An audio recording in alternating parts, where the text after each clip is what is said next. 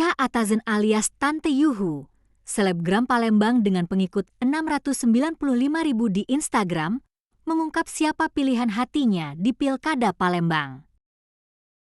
Tanpa endorse dan hanya mengikuti pilihan hati, Icha Atazen memilih Ratu Dewa Prima Salam, RDPS, sebagai calon wali kota dan wakil wali kota Palembang.